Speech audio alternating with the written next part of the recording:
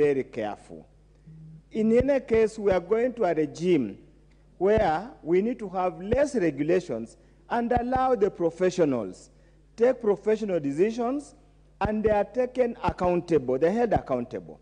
All these doctors, Honorable Speaker, are registered by the professional bodies. So they have a duty of care to the patients, the stakeholders, so-called stakeholders. I don't know where stakeholders get involved in my personal medical problem.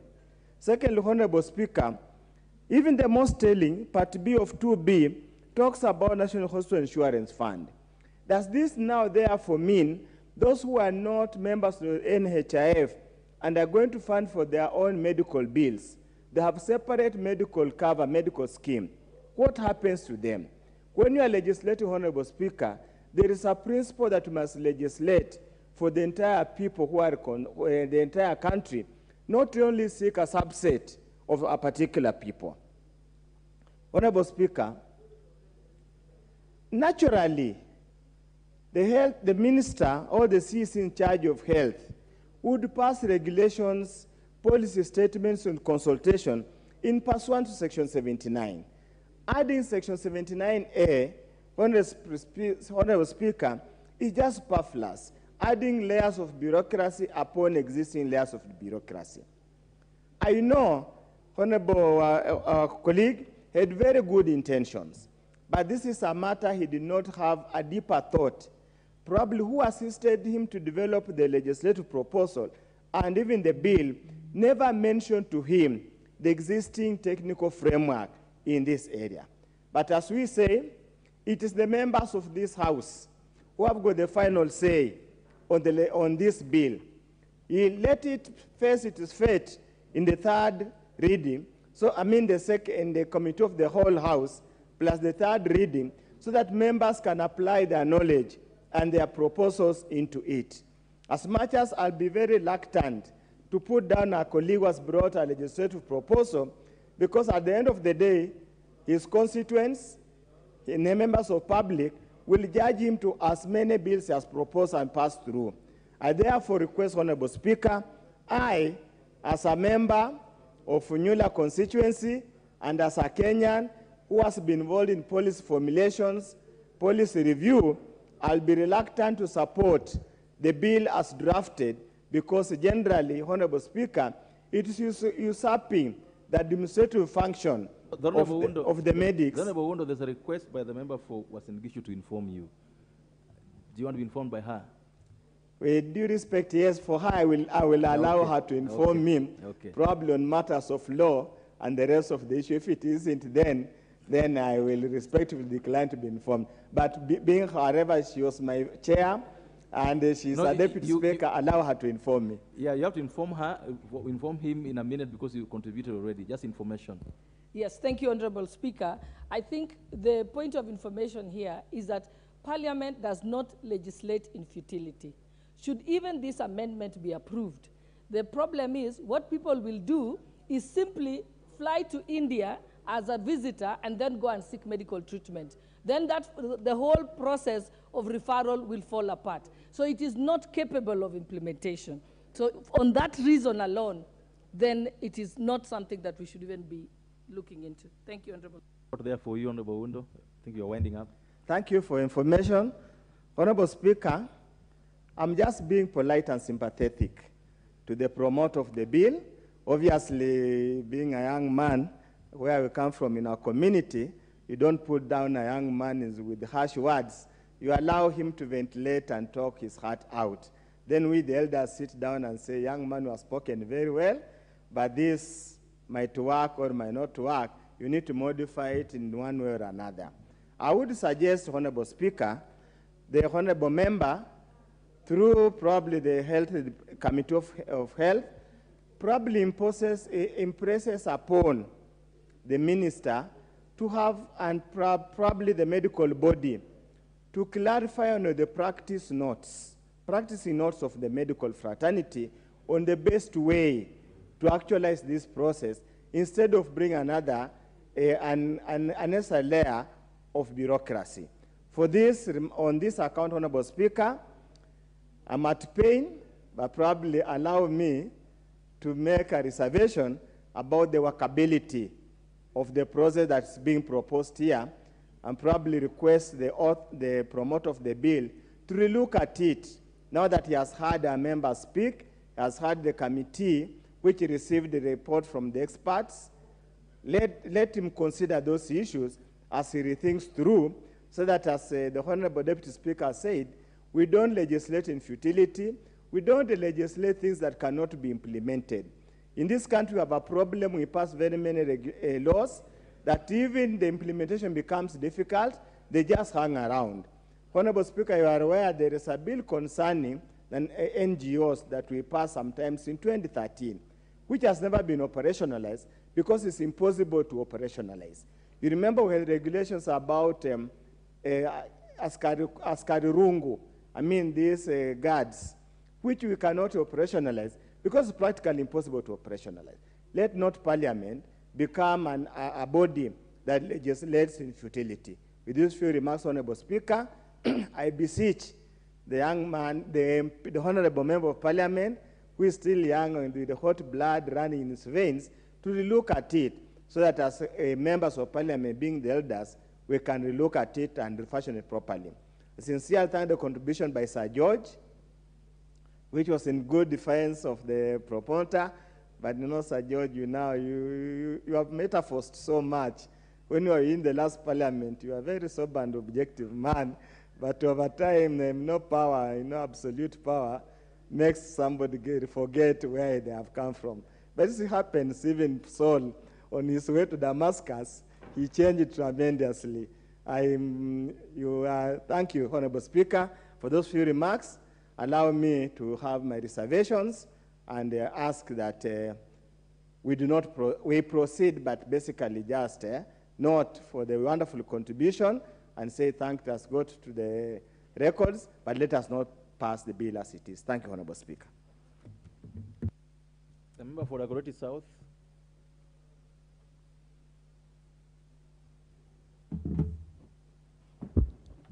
Thank you, Mr. Speaker. Dagoretti North.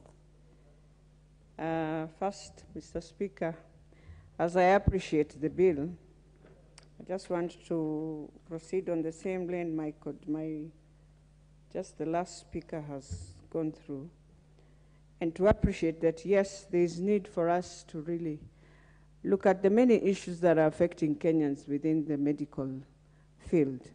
Especially, Mr. Speaker, when we talk of health, it's a very personal issue. It is one thing that Kenyans have gone through a lot of challenges, Mr. Speaker, ending up even in poverty.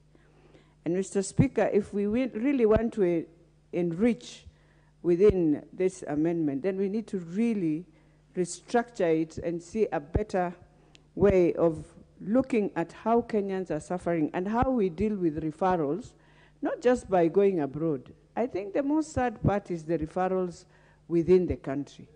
That when you're coming from a place like, let's say, for example, you are in Gatina dispensary and you need to be in, for example, Mbagathi or Kenyatta National Hospital. That referral itself is the most fortunate, that when you arrive, it depends on, at the arrival, if you get a good nurse who will understand, then they will put you through.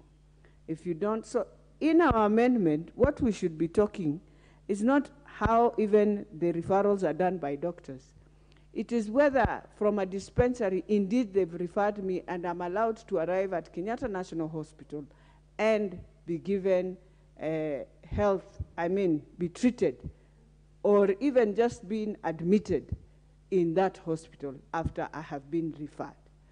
And so, Mr. Speaker, even as we speak about, one thing I would not want us to really, and I will beg even the promoter of the bill, is that when you give now the Ministry of Health to be the ones to decide how people will travel even out of the country, you will have finished Kenyans, because even us here, you as a member of Parliament, many of your people have traveled, you just hear them, they've already arrived, because it's a very personal thing.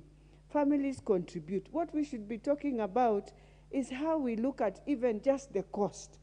It has become so expensive. I saw my colleagues, we were arguing and we were laughing. But you see, when a Kenyan looks at us, that we are laughing at the fee, Speaker, that we charge Kenyans on treatment. In fact, what they should be trying to help us is there a day we shall talk of prevention? Because it's like, Mr. Speaker, we've opened up, it is okay, and we must have very interesting hospitals all over, but nobody even comes in this house, even as we speak at that referral, to ask ourselves, is there a time we shall have also a mechanism of prevention before we have now Kenyans just becoming sick? It is like everywhere you move, Mr. Speaker, there's a hospital in Westlands, Jalaram. I mean, it is the modest. And when you walk in, you'll find all walks of Kenyans, Indians, Asians, everyone. But they will charge you at a reasonable price that you will be wondering what is happening on this other side where our Kenyans are going. I know many of them don't know. It's a hospital that has been there for roughly 3 or 4 years, but it's an outpatient hospital. But let me tell you, the charges they'll give you in terms of your imagings, and when you go for all the things, MRIs, you will be surprised and ask yourself, so what is the difference? The other day I went to a hospital, I won't say, it's a high end, and they have this new MRI. Mr. Speaker, they tell you it will give you music, it will done, but then I ask myself, I wish in that hospital we'll be having a very different way of doing these things that we are using, because we have gone so much in equipment, in imaging. We've made health to become like, it is now the highest way of just making profit. Yet it is a social need. Nobody would love to be in a hospital. And so when we are talking of referrals, while I appreciate my leader, my senior, Honorable Didymus, I will tell you it will be misused. We will now, Kenyans will start begging. They will do a line at the ministry, you'll wonder. Because everyone, and anyway, doctors also will take advantage of the same way they've taken advantage of Kenyans that go to this clinic, go to this place for imaging, and this is the same way. But more importantly, I want us to deal with referral, first of all, to make it easier that a Kenyan can leave from Kawangware and enter Kenyatta Hospital. If she or he has a referral letter, then Kenyatta Hospital should welcome and take good care of that patient. Mr. Speaker, even in accidentals, you see, when you're caught on the road in terms of an accident, you are in an emergency. You will find yourself sitting, lying on a bed since the time you arrived at the emergency door, because everyone is asking, okay, how many places have she passed? And they're not telling you. So the doctors will just pass you there, and time is going, and that is how many patients in Kenya. In fact, many of our people in this country have passed on, not because they were supposed to pass on, just because of some, sorry to use this word, and I know I respect doctors, sometimes carelessness, sometimes ignorance. I will tell you, I took care of a baby, Mr. Speaker, roughly 6 months, took the child to Medhill Hospital, was treated very well, returned home. This young infant developed an intestine problem, which is very normal to kids. But I won't say now the hospital. Went there, took like 6 hours, Mr. Speaker. By the time in the evening, they are saying the doctor there is unable, so move to Kenyatta. By the time they were arriving in Kenyatta, the baby is gone. Something that was so simple, a referral that was just, and those are some of the challenges. So as much as we will say we will not want to look at the mechanisms of referrals, I would urge the promoter of the bill, go and do more research. You will find that the referrals within our own, and it should not be under the ministry. It should be a referral where that small clinic, that small level 4, level 5 is allowed to push you to level 6, and when you arrive, they must appreciate the letter you have walked in with and be able to be treated like any other Kenyan. For national insurance, Mr. Speaker, it is time we also try and push that these chronic diseases, Mr. Speaker, we have our, I'll say our women, our men, our children, our orphans, most of them who go through different treatments of chronic diseases. We need now NHIF to take care of that. And we have to really request the government to look at it. There is no need of pushing some of these things, yet we can't help. We have to also relook at even how we treat, and national insurance must also come in, even those who are going out of the country. I know it supports, but all the time we have to go back, Mr. Speaker, and request for them to check, request for them if this can be paid. Some of those things you find that you have lost a patient, Mr. Speaker. So I'll request that we relook more before we bring back this in the House. Let us look at the best way and the sufferings Kenyans have had on referrals within our country mostly. And with those few remarks, Mr. Speaker, I wish to tell the promoter, let us look at it and do more research before we bring it back to the House.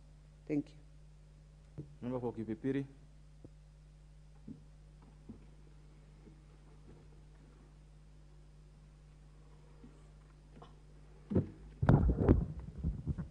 Thank you, Honorable Speaker, for giving me the opportunity to say something on this bill, which, Honorable Speaker, when you listen to all of us who are speaking, somehow one may get lost. Honorable Speaker, any bill, any motion, or any indication of any legislation, when it is being drafted, the drafter must be having some ideas to table. And as such, I want to believe the drafter of this amendment obviously had good intention. And what we should do is to look at this amendment in depth, other than condemning it, and we find what is that good intention that they move ahead and build on it. Honorable Speaker, first, we have raw professionals in all cadre, be it in legal, be it in the churches. We just recently had the Shakahola haulers, be it a politician or every other avenue. And I think, or I feel, this is the sole reason why the mover of this bill was making this amendment, to try to regulate, because time and again we have seen, particularly doctors who own hospitals, who own pharmacies, do refer patients to their premises or their hospitals. And Honorable Speaker, when I look at this amendment and I read the Article 79, there are two different issues. First, the Article 79, which is being amended, it is speaking of the National Government Department of Health shall develop policy guidelines for referral mechanism, a system of referral for practitioners of, let's underline there, of traditional and alternative medicine. So, Honorable Speaker, when members say that this is already catered for, this regulation is already there, I oppose very strongly. Because this Article 79 is clearly saying the National Government Department of Health shall do these guidelines to practitioners of the traditional. So it is not provided for the practitioners on medical health. That is one.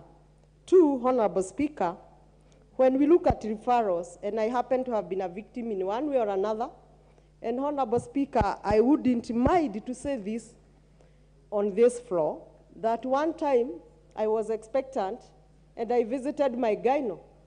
And because he was having his business privately and I was seeing him privately, and he was the head of Kiambu District Hospital by then, which is one of the biggest referral today in Kiambu, he referred me under his his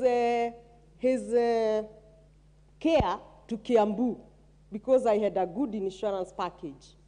And when he took me to theater, the following morning he told me, I'm sorry, this scan was not clear as we had expected. So we are just sorry. That time I had already gone through the theater. So I want us to take this matter very seriously, Honorable Speaker, as honorable members who are here to protect the vulnerable Wanjikos, the vulnerable Ochieng, the vulnerable people in Kenya who cannot come to this house and seek or guide the government on how they should be taken care of. Maybe when we think of referrals, we are missing the point when we say that we are going to bring a bureaucracy.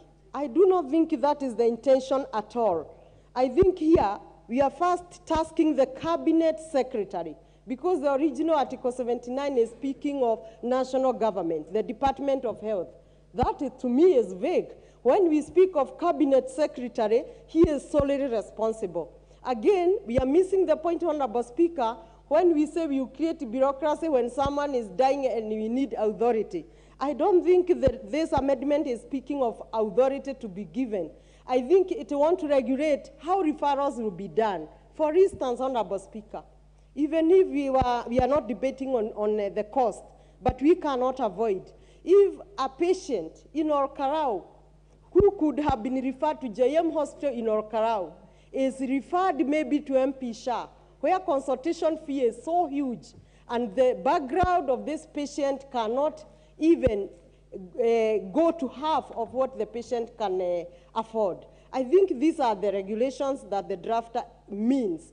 And again, if the cabinet secretary will make these guidelines must come to the house.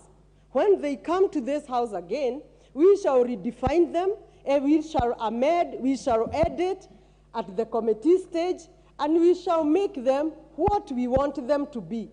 Honorable Speaker, on another event, I happened to be in India, and I found Kenyans being stranded because they were being referred to India for medical, and the invoices that were given while they were in Kenya, the cost was not going beyond 200,000.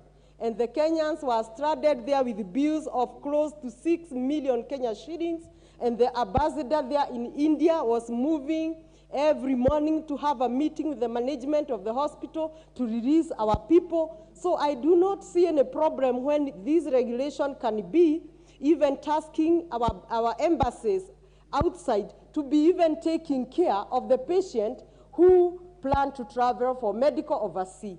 I think any regulation is free at will, and I don't think that if I can afford to go to India or abroad for medical, then I must pass to the embassy if I do not want. But overall, it should be indicated in black and white that it is the mandate of the embassy to take care of those who seek information. So over and above, Honorable Speaker, I would say we don't kill this amendment here. We analyze it, we enrich it only for the benefit of Wanjiko. With that, I oppose the report of the committee, and I support this amendment, and I hope the honorable members will be able to make even more fundamental amendments during the third reading. Thank you, Honorable Speaker. Member for Nyeri Town. Thank you, Mr. Speaker. Mr. Speaker, I'm a member of the Health Committee. And while I congratulate my senior, Honorable Didmas, on the thought behind this amendment motion, I want to highlight two things. Number one, the introduction of the NHIF into decision-making in the referral system is not desirable. Today, NHIF, after collecting money from Kenyans, then goes ahead and accredits health facilities where the members seek services. You go to the same health facility that is accredited by NHIF and that you are designated to obtain your primary health services. And you find in that facility, the only guarantee you have is a prescription. either to go to a pharmacy, go to a medical lab, or go to an imaging center. And when you get there, you don't get the medicines, you don't get the lab tests, you don't get the x-rays.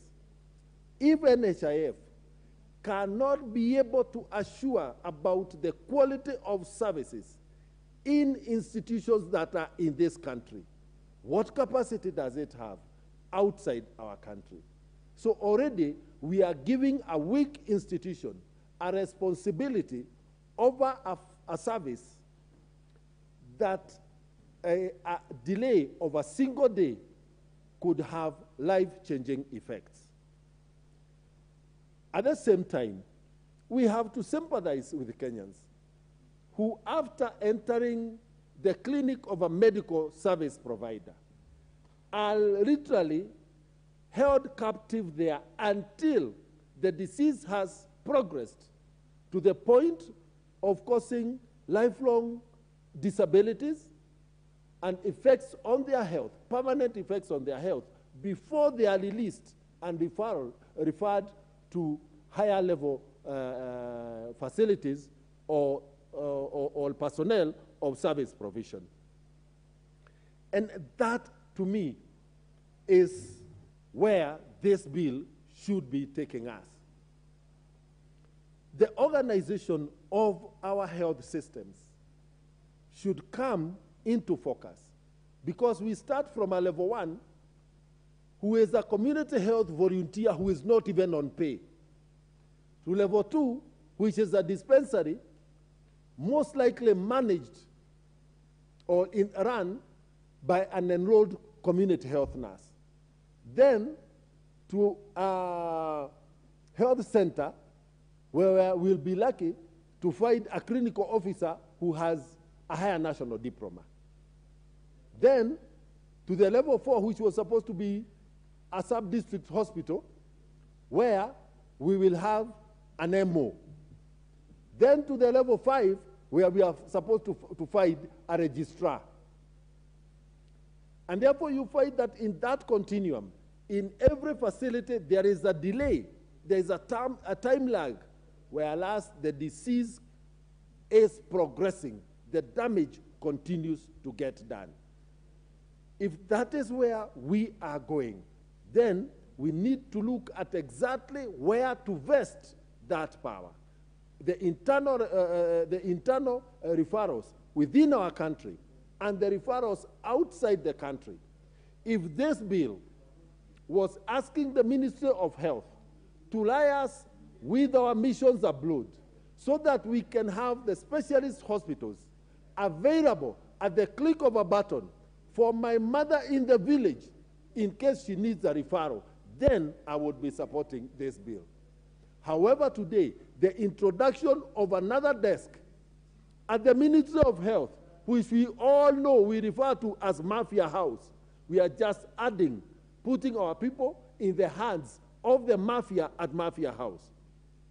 These people ran our country down in the face of our people dying from COVID. It is therefore. Member for Naivasha, what's out of order? Is Honorable Madenge in order to call Afia House Mafia House? What does he exactly mean? Honorable Madenge, go and explain to the member for Naivasha what Mafia House means. Thank you, Mr. Speaker. I was an employee as a very young man, having graduated from the Kenya Medical Training Center. At the age of 20 years, I was an employee of the Ministry of Health. I had a personal number at the Ministry of Health.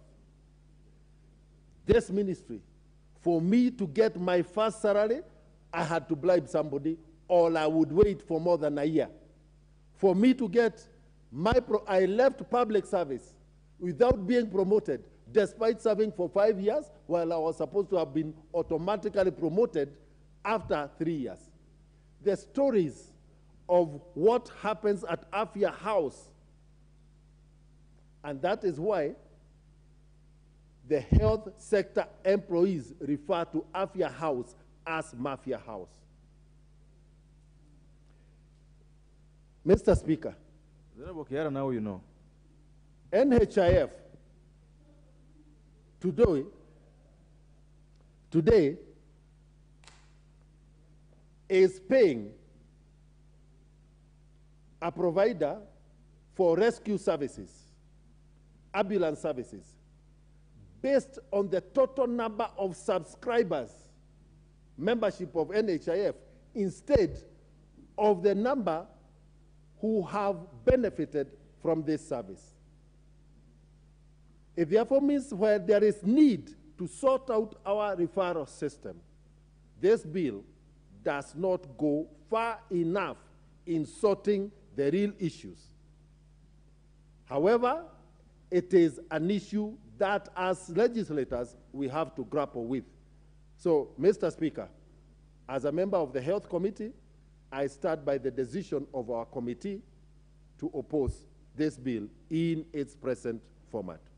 Thank you, Mr. Speaker. Thank you, Member for Achwanyo. Ms. Karachwanyo. Thank you, Mr. Speaker, for giving me an opportunity to air my views on this topic. Mr. Speaker, the first question that we must ask ourselves is why people get referred. Reasons are many. The first compelling reason is the kind of problem, the kind of disease the patient is going through. It must be a serious one that's beyond the referring doctor capacity to treat. He acknowledges that he can't do it, either because he lacks the equipment required, the machines required, or even the medicines themselves that are needed to treat this patient. That being the case, surely, if we are going to subject this patient to some bureaucracies before transfer, we will be adding problems to his suffering from the illness. I feel it is very important that if somebody needs to lengthen his life through treatment because he is sick, that person should be given an opportunity, and his doctor should be given an opportunity to take action as soon as possible. I've never heard of a case where somebody passed on because he was referred. But I know of cases where some people leave this world because they were not given proper medical attention because the treating institution didn't have the capacity. Reasons are there for transfer. Unless this amendment is going to improve the treatment on the patient in terms of the quality and in terms of the time, Mr. Speaker, I won't support this bill. But if it can prove that the patient is going to benefit from this amendment, I would say it is okay. From what it looks like, we are trying to inject some political consideration in the existing bill before amendment in order that we can really control how things are happening. If a patient is sick and is to be taken to India, then you want to go through all the bureaucracies which may be on the way. We will be adding to the problems of this patient, and he might even say kwaheri to us when the death would have been prevented. Mr. Speaker, we all know what happens even locally. Some patients have died because of no quick action, and he dies before he even sees a doctor. There are cases when treatment is required like yesterday. Action is required urgently. I am aware that referrals have been done just because you know where the patient is not getting a good treatment. You, as the relative of the person, you know it, that that particular place is not good enough. Now, if you feel concerned that this patient must be taken to an hospital where treatment can be better, surely bureaucracy should not come on your way. Mr. Speaker, this is a bill that is dealing with human life. We should treat it as a bill dealing with human life. And anything dealing with human life must be given the best consideration and the quickest consideration. We must know that a patient needs action and timely action, plus medicine and relevant kind of medicine. Treatment that can be quick and positive against the progress of the disease the patient is suffering from. If this bill can support what I'm saying, and it can support the patient and get him treatment quickly, including the patients who may need overseas treatment, if it can support that fully and give a timely action, then I would be able to support the bill. But I can see it that as we add steps to be taken before you send a patient to the place he needs for quick action, since this bill is going to be creating some steps which I don't think, administrative steps are not necessary for a patient who is in his deathbed. With these concerns, Mr. Speaker, I do say I'm uncomfortable with the bill. Thank you. Member for Narok North. Thank you, Mr. Speaker, for giving me this opportunity to add my voice to this amendment bill by Honorable Didimas Barasa. As I was sitting here, I was listening to professionals talking about health, and others even included law, which I think is not the issue. To me, the issue here is the common person that we represent in this house. And I listened to the chair, the health chair, and he said that we have a bill in place. And I don't think it is proper for us to put another bill on top of another one.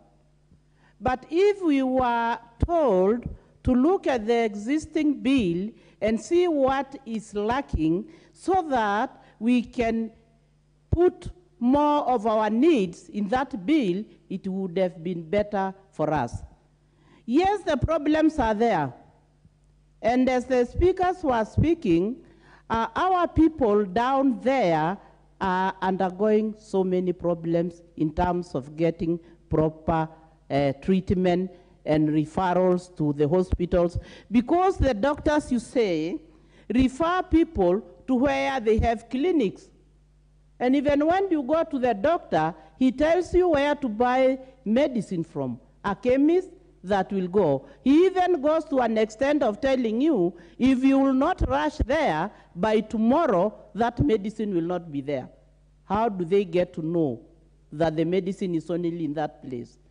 Then I want to say that what is there is a problem that we need to look at and see what is happening in that sector, because our people are not getting proper medication and our people are not really getting treatment at the right time when they need it. So to me, I think the policy that is already there is enough. What we need to do is just to ask the mover to go and relook again into what the amendments he wants to make, so that we can strengthen what is there And the strength we need here is on the treatment and the medicine for our people, not on the policy, because already the policy is there. What we need to discuss is how best our people can get proper medication. Our people can get proper referrals where people have no interest. Because the reality is we are undergoing a lot of problems in terms of getting referrals and treatment for our people. I even got to an extent of thinking that we were not right to have really taken health to the county governments. Because county governments looks like they are not ready. And the county governments are not even taking care of our people down there, other than then strengthening the health facilities that are existing as referrals. They are now promoting their own. And by so doing, our people are getting more confused. So to me, I think the policy that is there is enough. On the other hand, I feel like the mover had good intentions because he was thinking about the problems that our people are undergoing. So I would urge him to go back to his amendment bill, see what is there, and then let us together relook at what is there, because the capacity for the county governments is lacking. Always, it's soon collapsing. I don't know whether your constituencies are like mine. Soon the referral hospitals are collapsing. There is no medicine, congestion. You go to the wards, you just wonder what is happening there. So I think it is time we in this parliament relook again on what is happening at the referral hospitals. So for me, I'm not sure whether I support, I don't. Let us have this policy that is there, but let us look at it, see how best it can give services to our people. Thank you. McLeod.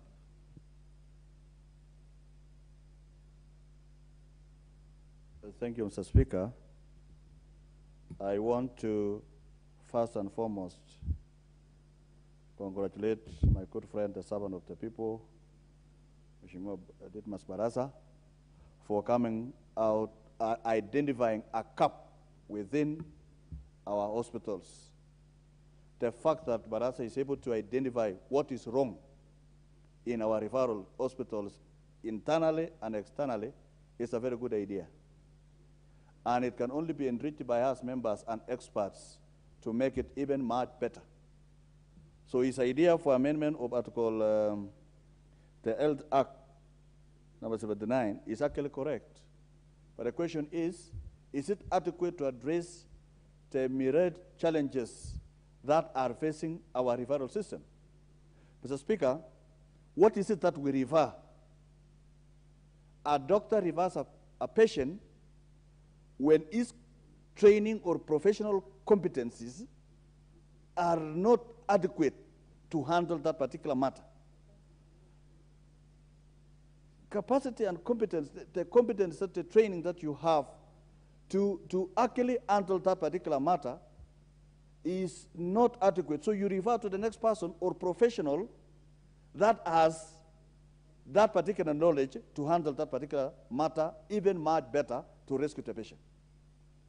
You can also refer when the equipment that you in possession in that hospital are not actually sufficient or good enough to handle the matter. Mr. Speaker, what is happening in our county governments? What is happening in the health sector, notwithstanding the comments by their chairman, is that when devolution devolved to health, when the constitution devolved to health to county governments, big names were given to our hospitals.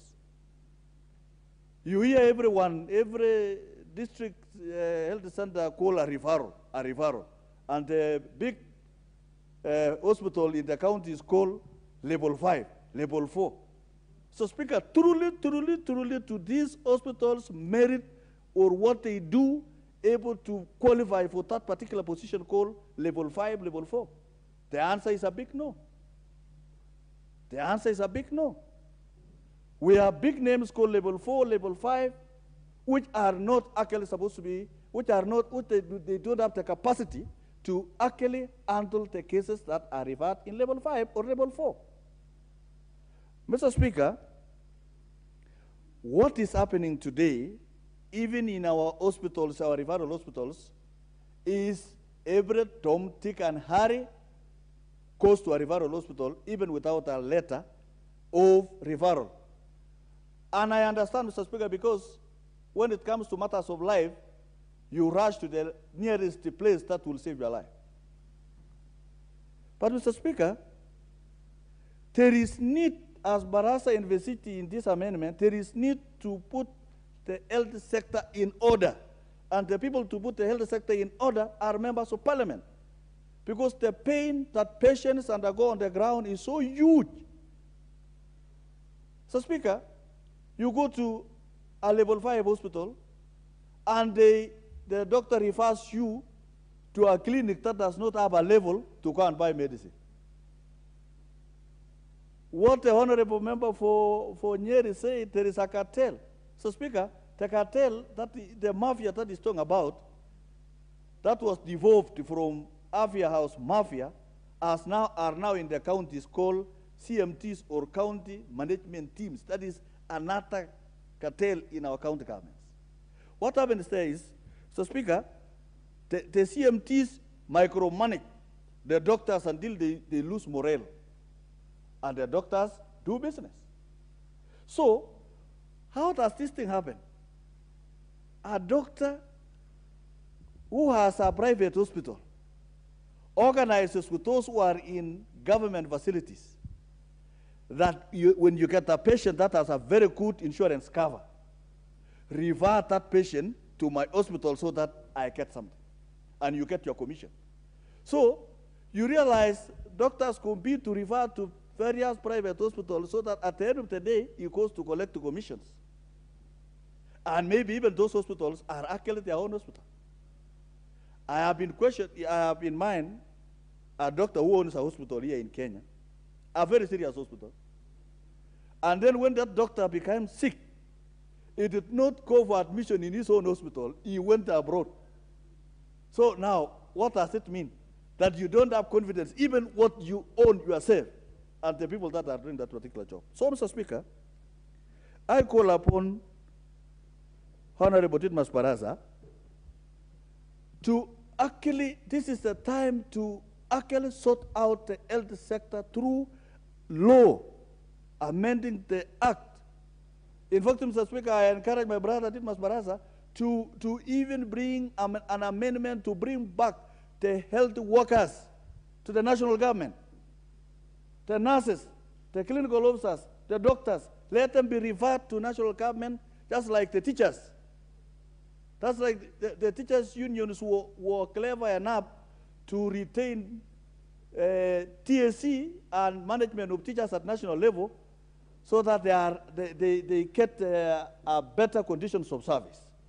Our doctors today are so demoralized in the county governments to an extent that they are not able to optimally operate in the government hospitals. Mr. Speaker, there is also a problem of external referrals. Today, there is a lot of technology. There is what is called telemedicine. You can be able to, that kind of consultation or expertise can be done in Kenyatta Hospital here and a hospital in India or America. And you can be able to get services there. So, Barasa, there is also, and all of us honorable members, that why don't we have also these investors of hospitals in India and China and Japan and Germany and London invest in Kenya through direct investment so that we go to the hospitals locally? We're able to get what is called Philippines doctors. These doctors that were brought sometime and they are here in this country. Why, as a government, as a ministry, or the president have set land for investors I was from America and I met Kenyan doctors who are saying, keep us land, we put up a referral hospital in our counties, a private hospitals. So we can also do what is called direct investment by ensuring that doctors from India, Germany, Japan, actually invest in this country in medicine, in the hospital, so that instead of us referring to those countries, let them be here in Kenya so that they are able to give us that service that we would have flown all the way to those foreign countries. Mr. Speaker, there is need at the moment to put in order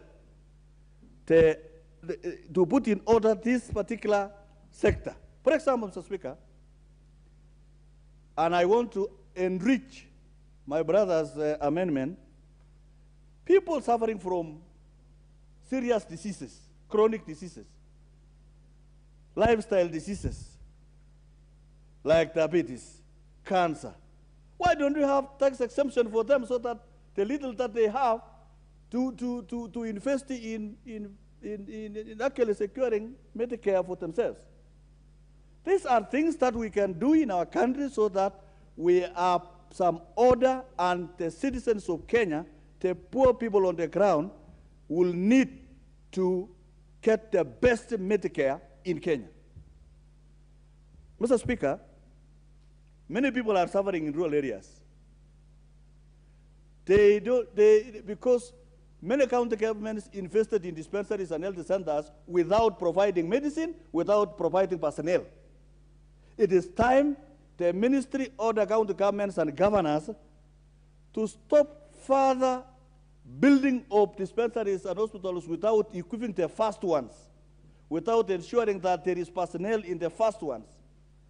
To ensure that there are experienced and qualified people on the ground so that we reduce the number of referral cases that are going to our referral hospitals like MTRH, Kenyatta Hospital, and other referral hospitals in our county government, in the headquarters of the county governments.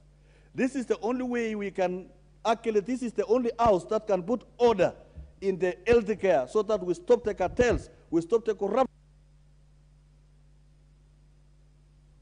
Member for Kamukunji. Thank you, Mr. Speaker, for the opportunity to contribute to this particular bill. I would like to say that I oppose it on the following grounds, because we have a total failure of successive governments in Kenya to provide health services to the Kenyan public. And as a result of that, our health services are not adequate, they're not affordable, and they're not of the quality that is required to deal with the challenges of health that we have in our country. Kenyans daily struggle with the poor medical services and facilities, exorbitant medical charges and costs. And that is the problem that is sending thousands of Kenyans to their early deaths. And I think that is the crisis that we have. And this particular amendment is just an indictment of the terrible health conditions and medical healthcare medical situation in our country. And this is a well-meaning amendment from our honorable member, Didymus Baraza. But it is a problem that you cannot sort by legislation. A knee-jerk reaction to a deeper ailment that is afflicting our health services, a deeper malaise that is paralyzing our health services. And I think to a certain extent, some of the things that he suggests here could be done by the Ministry of Health. Create regulations, for example, policy regulations for internal referrals. They can do that without a legislation. We can't legislate everything.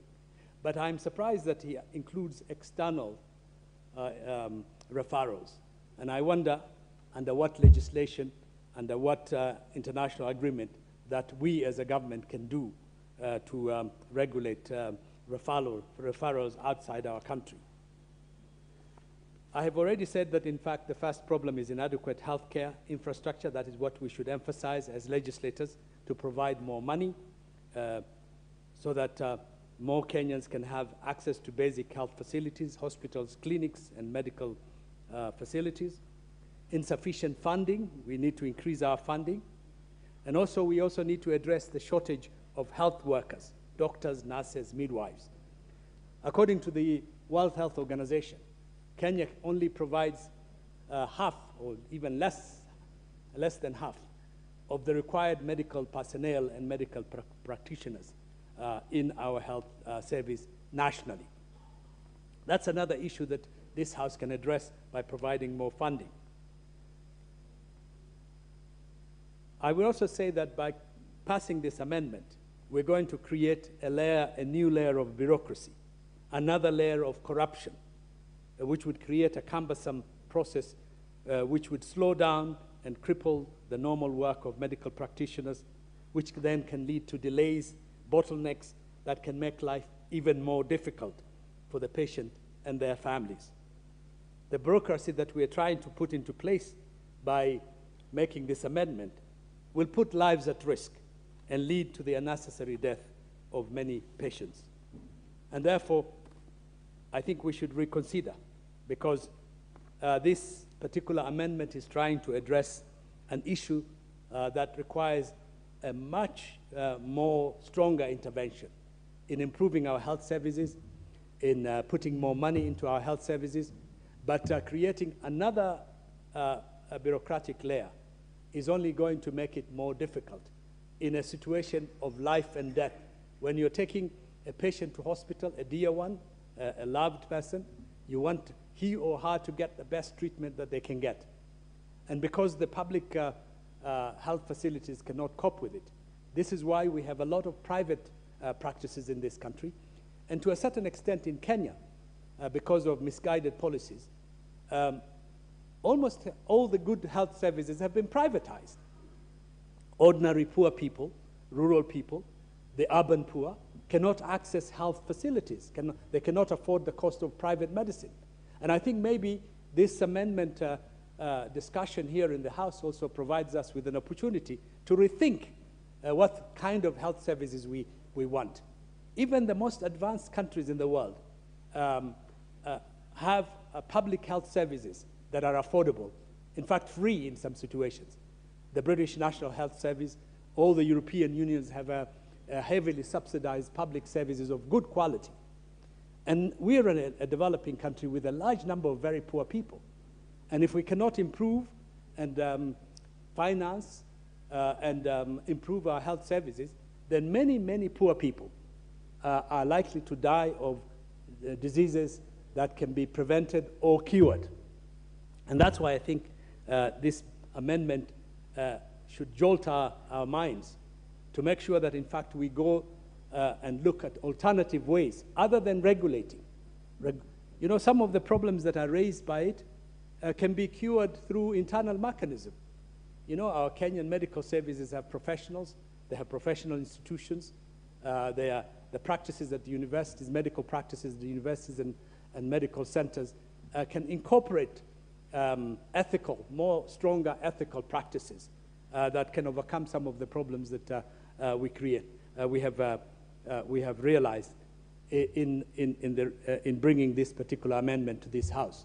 So I think to a certain extent this amendment is trying to overcome many of our national problems, and I think that is just purely firefighting. It cannot resolve the bigger problem, the mindset, the culture, and everything related to it. But the bottom line is that in Kenya, our infrastructure is not good enough, our medical services are not good enough, our health services are not financed enough, we have serious shortage of professionals, and many of our good professionals, because of poor wages, are opting to go outside the country. You see, our nurses have been recruited in foreign countries, our doctors are going to foreign countries. What we need is to give them good terms of references and good salaries so that they can stay in this country and provide the services that are required. Therefore, Mr. Speaker, I do oppose this amendment and support the decision of the Health Committee. Thank you. The member for Naivasha.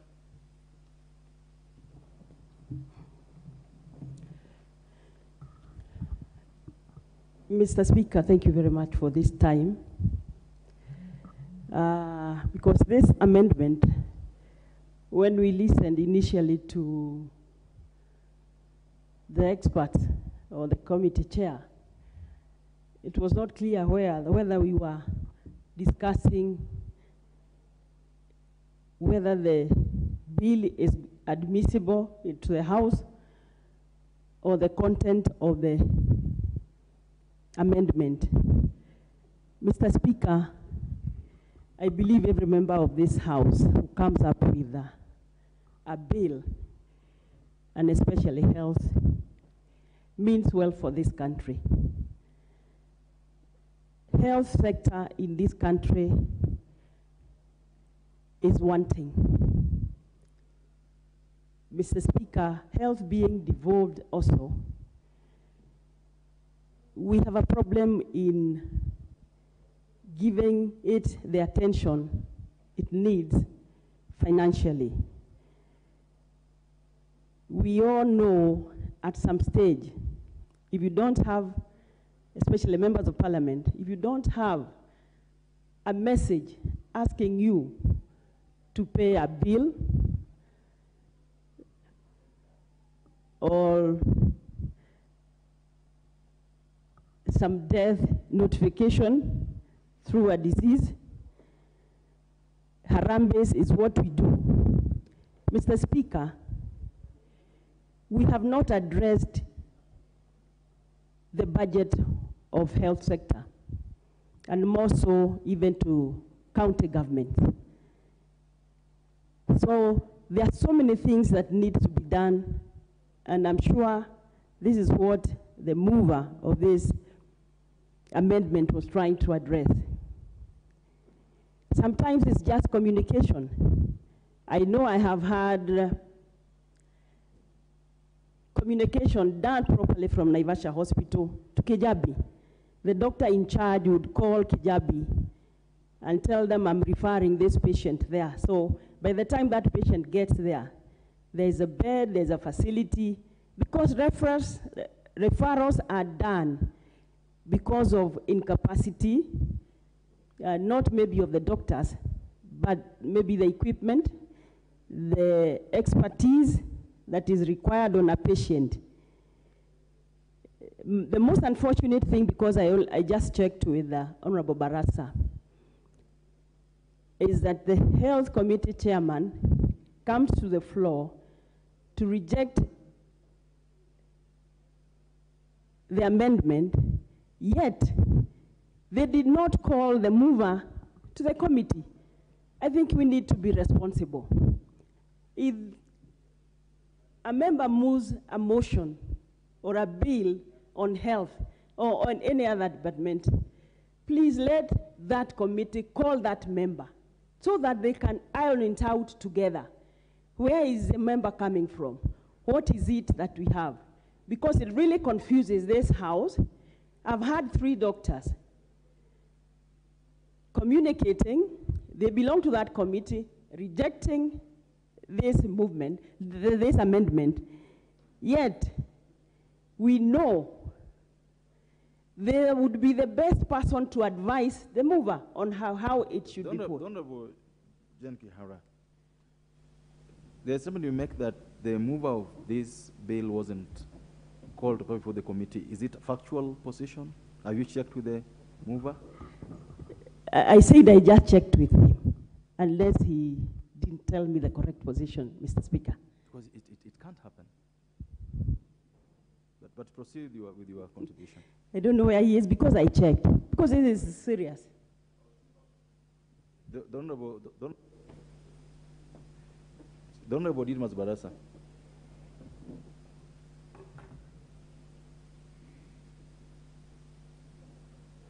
Is it true you didn't get a chance to appear before the Committee of Health on this particular bill?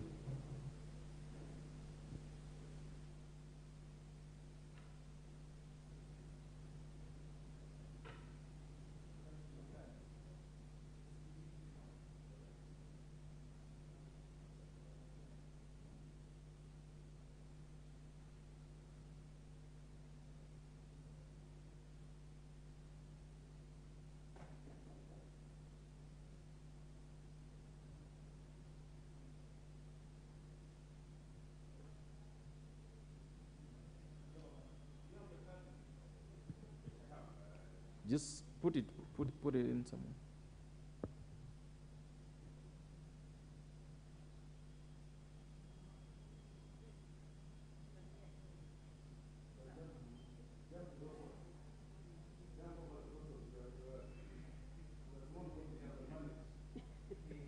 Yes, Okay, go ahead. Yes, Honorable Speaker, it's very true that I never appeared before the Health Committee. They never invited me, Mr. Speaker. It's true. Because the position is not whether you appeared or not. The issue is, were you invited to appear before the committee? Did you get any invitation? I did not get any invitation to appear before the said committee. Okay, that's well noted. Go. Thank you, Mr. Speaker. Yes, I had cleared with him because I thought this is an important amendment that should have been discussed properly with the mover. Mr. Speaker, we know this is a country of brokers at all levels, may it be land, may it be health, may it be what. So for purposes of protecting those people we represent, we need to have a good flow in medication center, referral, everywhere. Mr. Speaker, I know we have overturned a committee report in this house. So my proposal would be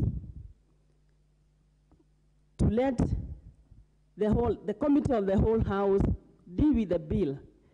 Remember here we had a committee report that rejected the appointment of a CS. And when it came to the House, we overturned. Can we leave this report to the committee of the whole House when most of us understand when we are more so that it is debated properly? Mr. Speaker, health is very important. We have doctors moving out of this country, a lot of brain drain, because of budgetary implications, because it looks like we have never as a country given it the necessary attention in matters funding. Thank you, Mr. Speaker. The Honorable Member for Kigumo.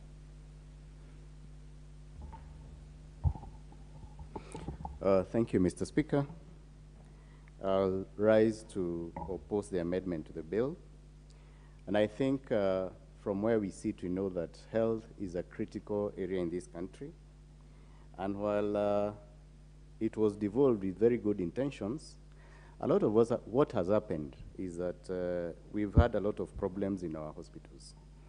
The amendment seeks to introduce another desk of bureaucracy. And that might not go well, because you know in our constitution, the right to life is guaranteed in the Bill of Rights. And as a human being, when you have a problem and you think that it can be handled in another jurisdiction, I think that should be an area that should be left to the individual person to decide. While we might agree that controlling or having reference systems of the referral system in the country is ideal, we also know how underfunded and how poor we are in stocking medicine, in having the right expertise in our hospitals and dispensaries.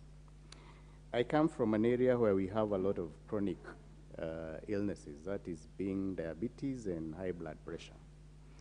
And while a lot goes into trying to control the same, we've realized that sometimes the capacity in that hospital is not enough, and therefore the people who are suffering should be at liberty to decide whether they need to be in that dispensary or they need to go elsewhere where they can get better attention. We do know while our training of our nurses is top-notch, because every time they go abroad, we know the countries are picking them up. We have a lot of brain drain. We have not been very good in managing the capacity that we have of our human resource. And so I would think that referrals should follow facilities, such that if we are able to equip our health facilities with good enough facilities, which include the doctors, nurses, and equipment, then we can start creating laws that decide that if you're not able to be treated in a certain facility, then you can be referred to another facility. But while we are still struggling with all manner of issues in our hospitals, creating a bureaucracy to stop people from seeking further attention elsewhere is just making a problem that is there worse. So my point is, I think we should leave, especially the outside the country, people should be left to decide where they want to be treated. If they are capable, and if they think that they are not able to get the facilities, the attention they need in this country, they should be able to decide and go without having to refer to anyone, without having to create a desk where we know that we might be introducing further place for people to rent sick. Finally, Honorable Speaker, I've heard that the member has not been consulted, and I know I've sat in committees here.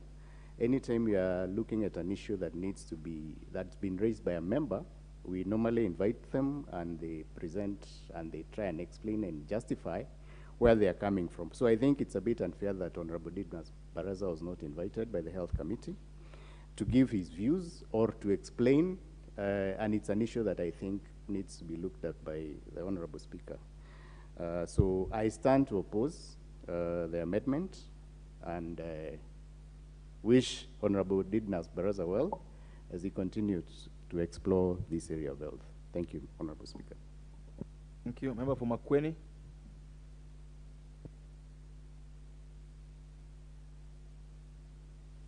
Member for Makueni is in the house.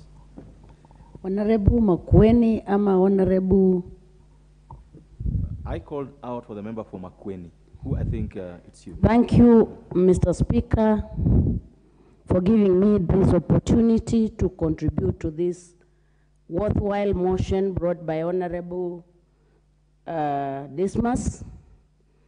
And my first concern and question is the fact that anytime we are making a law, I think the basic question we ask ourselves is, what problem are we trying to solve by having this law or this bill in place? And is the problem we are trying to solve the real problem affecting our people in this particular country? Basically, as other people have actually, as other honorable members have actually contributed, we realize that the problem we have in this particular country has nothing to do with adding additional referrals, but it's a situation where our referral systems and our health systems are not working right from the health worker. Because if you look at the basic level of the health worker, where the health worker is supposed to educate the citizens so that they can even avoid situations where we are getting sick because of ineffective diet or mismanagement of our diet, you realize that is even wanting, because our health workers, as we stand today, are volunteers, and volunteers whom we have not even checked their knowledge levels.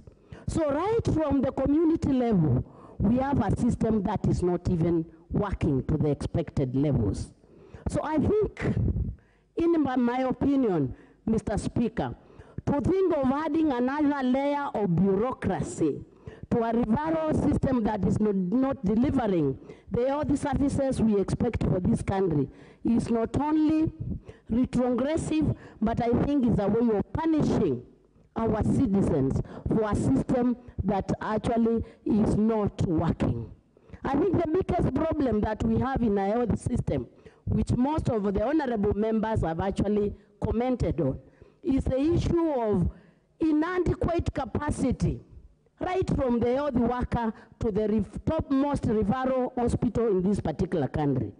And I think it would add a lot of value, Mr. Speaker, if we spend a lot of energy on correcting what is not working, as opposed to having an additional policy that actually limits those few of us who have coins to take their people away for treatment.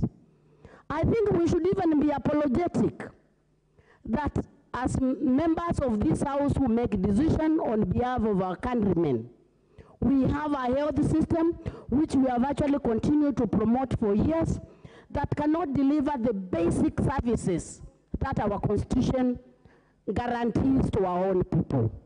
So, Mr. Speaker, I really oppose this bill and support what the committee has said, because if we look at this particular proposal, the kind of bottlenecks it wishes to put on those who want to access medical care elsewhere, I think it will actually make it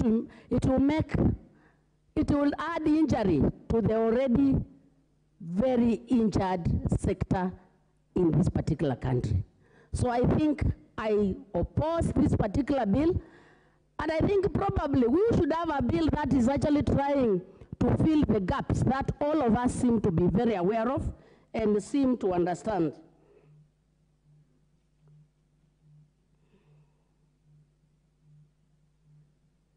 Mr. Speaker, I've heard many of our honorable members talk of the bureaucracy in the system. You realize the health system as a kind of referral that is, although many seems to say it's a lack of capacity, to me I see it as lack of commitment. Because if you look at the issues that a nurse can address at the health center, you realize that nurse will refer, not because the nurse does not have the competence to handle the issues, but serious lack of commitment. So I think, in my opinion, Mr. Speaker, I think instead of thinking of additional policies that will hinder people assessing health, we need to have a bill that will enable us reflect more on how can we strengthen this particular referral system. If it is I don't think the major issue is where you put it, whether in the county government or the national government. I think the major problem we have is when you devolve functions and you don't devolve resources adequately. When we look at the growing population in this particular country, we realize that the demand for health is very high, but when you look at the resources allocated to health, right from the healthy worker level, you realize that the resources are very inadequate. Then when you had the issue of commitment and ethics, which seem to be seriously lacking, Mr. Speaker, sir, you realize that we have in big problem, and I think this House, I would wish to encourage honorable members, we get a bill that tries to cure this problem.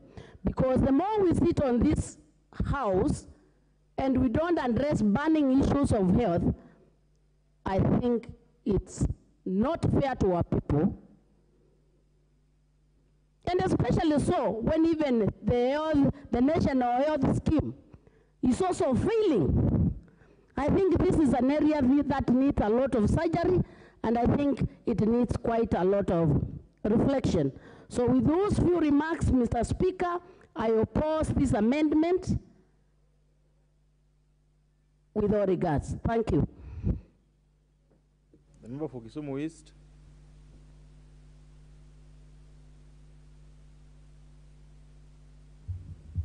Thank you, Speaker, sir. Speaker, I'm a little concerned. The objective of this particular bill was to introduce a new section for the development, and I concentrate, of policy guidelines. And the Honorable Shakil, you have only 2 minutes on this. Okay, sir. That'll be enough. For guidelines to regulate the referral of patients to health institutions. It is guidelines, and it is a section that will set out and put into writing some sort of proposal and procedure that the health authorities, the people in the health sector will want to comply with, so that they can refer. At this moment in time, the referral process is hodgepodge. It is a mess. People are being referred who don't need to be referred. We have problems here in our national in our health service. We have not enough level 6 hospitals. The 1 or 2 level 6 hospitals that we have people referred for an ordinary cold. So I think this, those who are opposing this bill may not have understood that this is a policy. It's not a new, it's a bill to develop a policy. And Mr. Speaker, sir, in the health sector and others, bureaucracy is a very important hurdle. Not important, it's a very big hurdle. And if you leave them to make up their own guidelines and regulations, it will never happen. The other thing, Mr. Speaker, sir, is I have also an amendment with the Health Committee that we want level 6 hospitals. A level, in each county, we have like now the Jaramogi Odinga Referral Hospital level 5. I've been a chair of that hospital for 11, 12 years. We never made, we paid all our bills. We did everything in time. There's a proposal that I have sent to the committee that is to take this to level 6. So level 6 hospitals can now be under the national, either like Kenyatta National Hospital or Moi National Hospital, to be out of the county bureaucracy and out of the county mafia. And I say this with great concern. I was the chair of the New Nyanza, or the Jaramogi, and we did very well. But unfortunately, at this moment in time, we have people who are sitting in a CEC Health, etc., who have come up with mafias. We cannot even have drugs. We do not pay. So I think there are certain levels of hospital, like referral hospitals, level 6. Let them now, the proposal I had is the issue of decentralizing health at all levels to county was probably not the wisest thing to do. We want the level 6 hospitals to come back. So, Mr. Speaker, sir, I strongly support this bill, and I feel that those who have opposed it perhaps did not understand or did not wish to look at this thing very carefully. It is the development of policy guidelines to regulate referral of patients to health institutions. Thank you so much. Honorable members, debate on this bill is done. The time allocated for it has just lapsed. I've acceded to the member who moved the bill's request to reply the next time this bill is called out, and therefore the more reply to this bill next time the bill is listed in the order paper. Next order. Order number 13, motion, development of a policy and funding for junior secondary schools.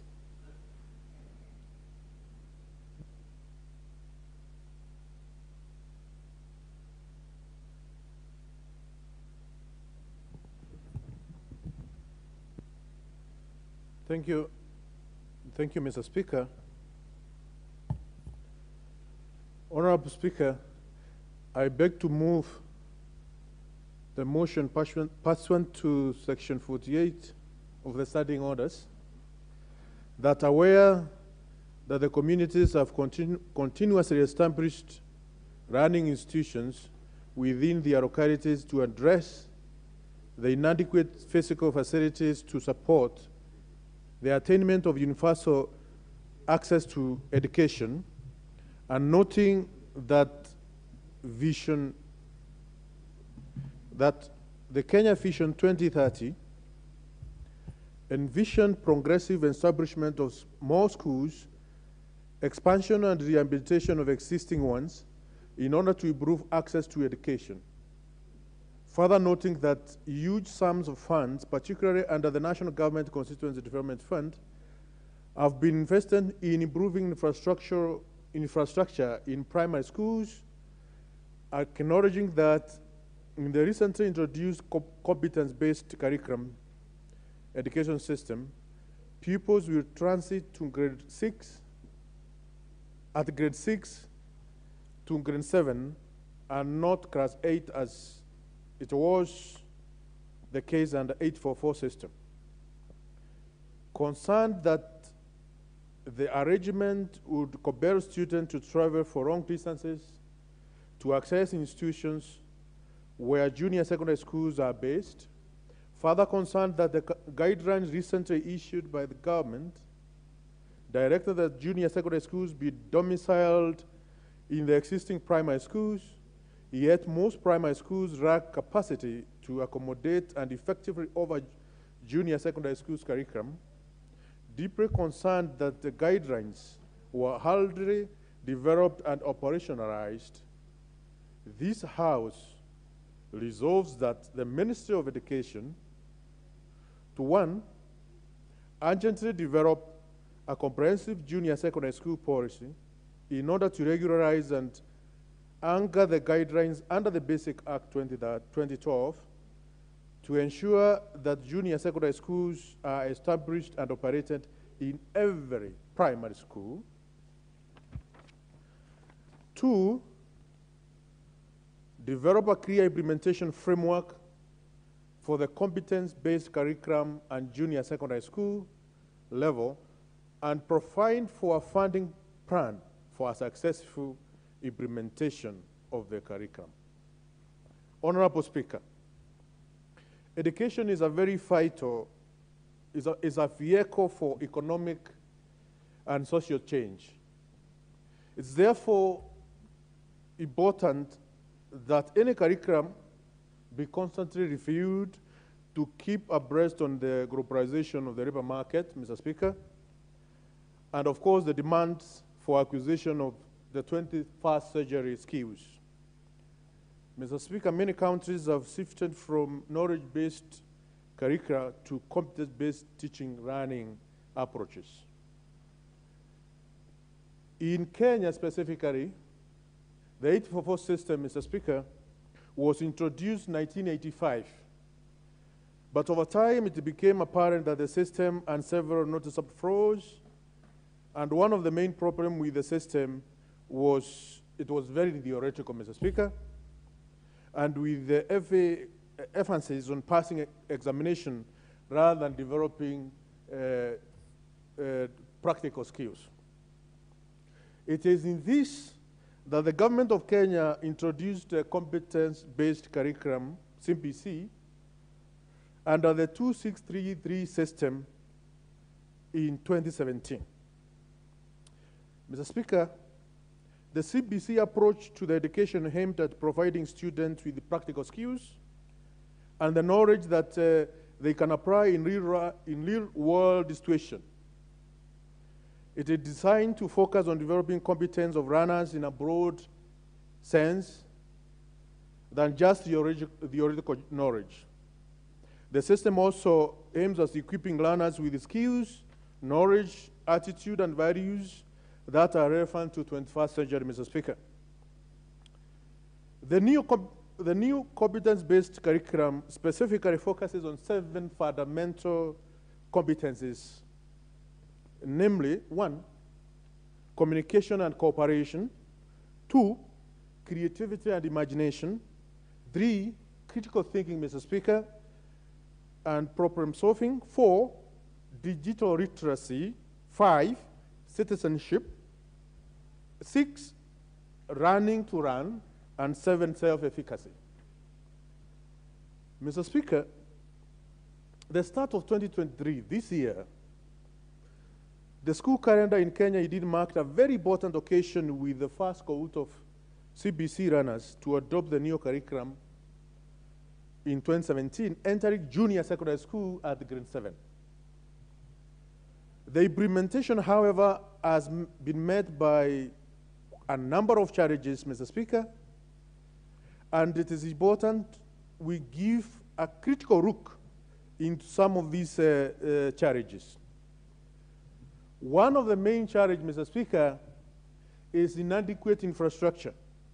And I am sure almost every member in this House do not have a laboratory for a junior secondary school in any of the junior secondary schools in our constituencies. I am sure, Mr. Speaker, at the same time, no member who has a workshop for junior secondary school in any of the primary schools in our constituencies. Therefore, inadequate infrastructure can affect the implementation of these very critical and important curriculum. The infrastructure plan by the government has not been addressed the big enrollment transition from grade 6 to a total of 1,287,597 candidates, having started the Kenya Primary School of Education assessment for the first time in 2022. All these students are expected to join junior secondary school, but they have been faced with insufficiency of classrooms, laboratories, stationaries, workshops, and library needed for the use of runners. This can limit the ability to run and experiment, which can affect their academic performance adversely, Mr. Speaker. Another challenge, Mr. Speaker, is inadequate teachers training. Inadequate teachers training. You realize that teachers we have in our primary schools today were trained to teach in the old curriculum. Most of them have not gone through the training, of course, conducted by the Ministry of Education in conjunction with the Teacher Service Commission, so that they can be able to handle this CBC curriculum at junior secondary level. The massive training and retraining of junior secondary school teachers is a major problem in the Ministry of Education and must thus be urgently dealt with, Mr. Speaker. The other challenge is the limited access to technology. One of the key requirements, or what this curriculum aims to achieve, Mr. Speaker, or the focus on these 7 fundamental competencies, one of them is digital literacy, Mr. Speaker. And you realize in my constituency, Better North, Mr. Speaker, there is not even primary school which has a laboratory with computers. So, and this cut across the Republic of Kenya. So many junior secondary schools in Kenya have limited access to technology, making it difficult, Mr. Speaker, for the student to be abreast with the latest education trends and development as required by the curriculum. Number 4, Mr. Speaker, is lack of parental and community involvement in implementation of this curriculum. Some of the parents, Mr. Speaker, are not actively involved in their children's education, which can negatively impact on their children's academic performance and overall education outcomes. Also, we have realized another challenge, Mr. Speaker, is overburdening the parent.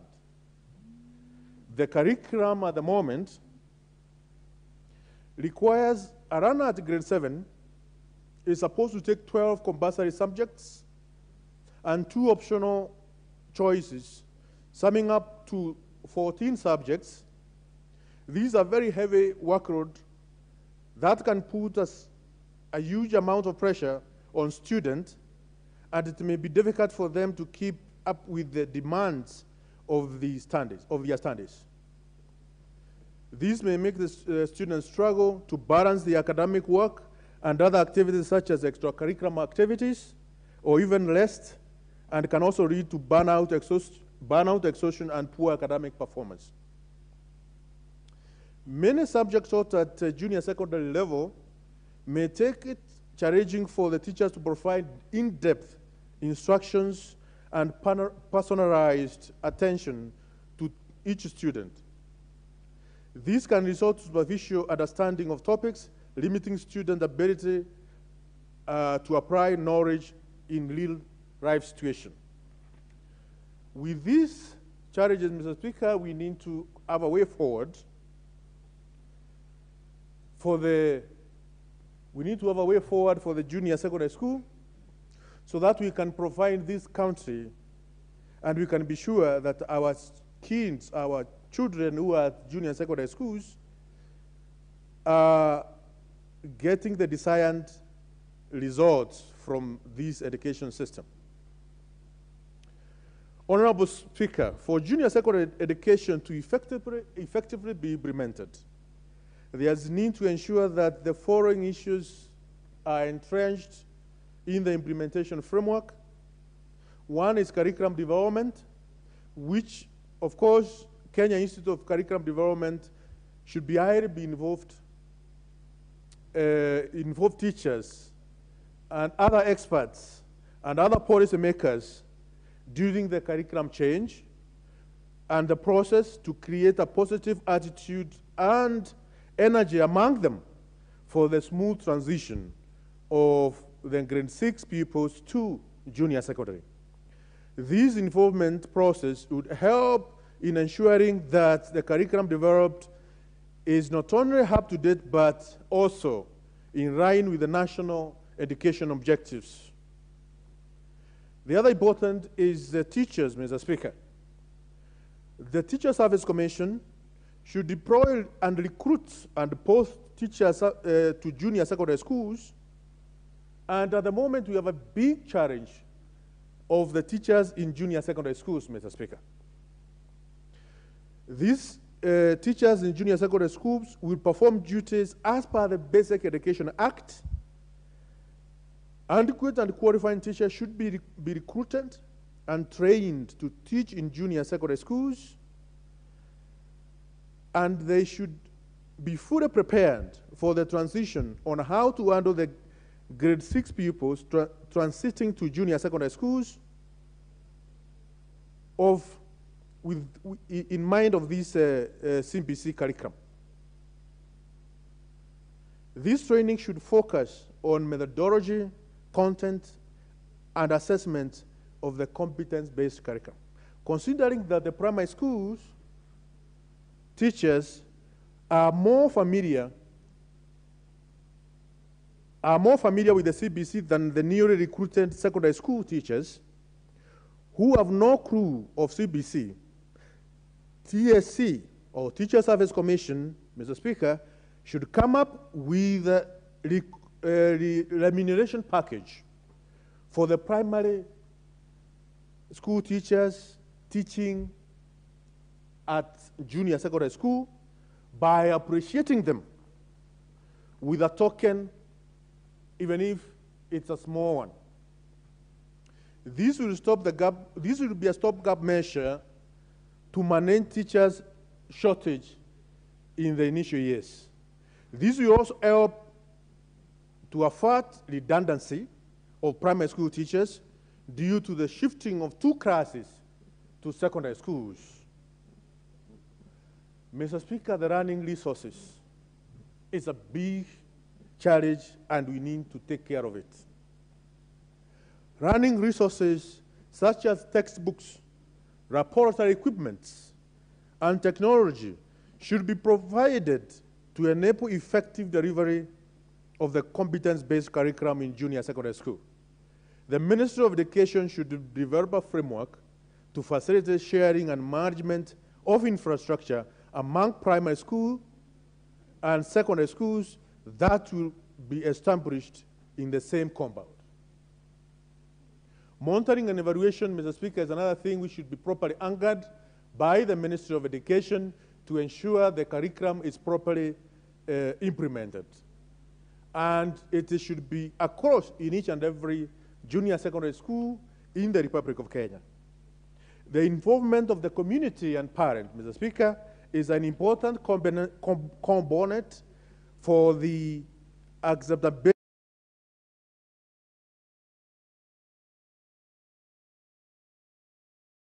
Teachers and parents can cooperate to encourage student participation in extracurricular activities such as sport, music, drama, and clubs. Regular parent-teacher conferences can provide an opportunity for teachers and parents to discuss a student academic progress, behavior, attendance, and other issues.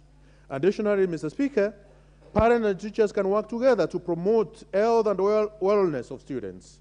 This can involve encouraging health, eating habits, physical activity, and regular medical checkups.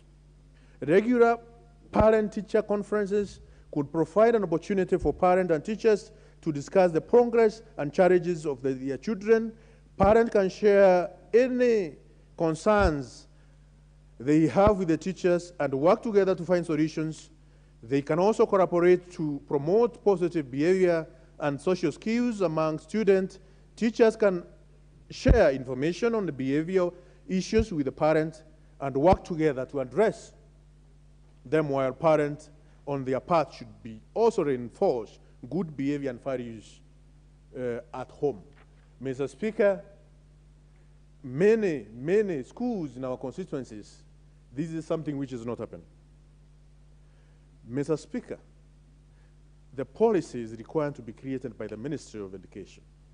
There are quite a number of factors which need to be considered by the Ministry of Education when coming up with a comprehensive junior secondary school policy. And some of these factors are, one, the legal framework. The curriculum reform should be undertaken within the national registration informed by Article 53 of the Constitution, which recognizes free and compulsory basic education as a right for every child in the Republic of Kenya. Article 43 of Economic and Social Rights states that every person has a right to education. The fourth schedule mandates the Ministry of Education to undertake education policy, standard and curriculum. To actualize this provision, Mr. Speaker, various legal documents have been deployed and ought to be followed according to the implementation of the junior secondary education. These include the Basic Education Act, Session Paper number 14 of 2012, Kenya Institute of Curriculum Development Act number 4 of 2013, and Kenya National Examination Council Act of 2012. In addition, the country provision for education should be guided by international pacts, such as Sustainable Development Goals of 2015. The highlight of these policies include the provision of free and compulsory basic education that is reformed to inculcate interest and skills in science, technology, innovation, as well as environmental concerns for our vibrant economy. Number two, Mr. Speaker, which should also be considered by the Ministry of Education in coming up with a comprehensive junior secondary policy, school policy, is assessment and evaluation. A system of assessment and evaluation that is fair and transparent should be developed and implemented to monitor the progress of junior secondary schools runners. To develop more complete and fair runner evaluation process, there is need for focusing on both cognitive and non-cognitive attributes with fair balance between formative and summative assessment of runners. Other very important when considering this policy, Mr. Speaker, is funding. At the moment, the funding of junior secondary school in the Republic is wanting. Adequate funding should be provided by the government to ensure successful implementation of the policy. Many end teachers in our primary schools, especially in my constituency, Better North and Great Better North, we have a problem of funding. And there's no way, Mr. Speaker, we can be talking about CDF cannot be able to fund primary schools, but we fund secondary schools, tertiary colleges, and universities. And whereas the government policy is that we have a free primary education, but when you talk with the end teachers of primary schools, it's a serious problem of what is happening in our primary schools. So funding is one of great factor which need to be well focused by the Ministry of Education. Sustainability should be another factor. The policy should be designed to ensure sustainability by ensuring that there is a clear guidelines for the management and maintenance of junior secondary school, governance, Mr. Speaker, governance policies should be adopted by the implementation of the curriculum, reform where the Ministry of Education should strengthen streamlined governance structures to support implementation of the curriculum. It should also establish mechanisms for effective consultation, coordination, and evaluation of curriculum. You will find in most of the sub-counties in the Republic of Kenya, we only have one sub-county education director who is in charge of supervising or ensuring the governance of more than 100 primary schools in a constituency. There is need to increase the levels of governance within this school, junior secondary schools education curriculum. Access to curriculum support materials, public-private partnerships, inclusion of education, inclusion of equity in education. The government should promote inclusive education to ensure equity in education and training.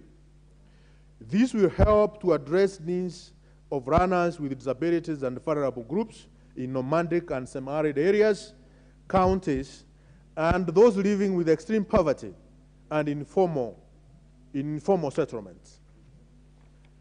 Mr. Speaker, in conclusion, it is worth noting that CPC implementation and specifically transitioning to junior secondary schools continue facing challenges with lack of adequate running facilities, lack of adequate training of teachers on CPC, large class sizes, lack of adequate teachers, lack of adequate teaching running materials, ignorance, and lack of involvement by parents. There is thus need for the Ministry of Education, Mr. Speaker, to ensure that there is a junior secondary education policy well-grounded under the Basic Education Act of 2012 and implementation framework for sustainability. It is against this background, Mr. Speaker, I wish to seek the support of this House and this definite matter of urgent national importance regarding development of policy and implementation framework for junior secondary schools in Kenya, as well as regarding the funding of junior secondary schools in the Republic of Kenya. Honorable Speaker, I beg to move, and I now request the Honorable Member for Kamukuji to second this motion. I thank you, Mr. Speaker. Honorable Hassan of Kamukunji, we can't see your card. Okay, go ahead. Thank you, Mr. Speaker. I stand to second this important and timely motion presented by Honorable Godfrey Ruku, the MP from Mbeere North, and I want to congratulate him for taking this important task. And I want to say that, in fact, the issue of the junior secondary school has not been brought to the attention of this House in the way it should have been, and I thank him for that. In all the constituencies of our nation, the 290, I'm sure that we're all grappling with the major challenges brought about by the rapid introduction of the junior secondary school system.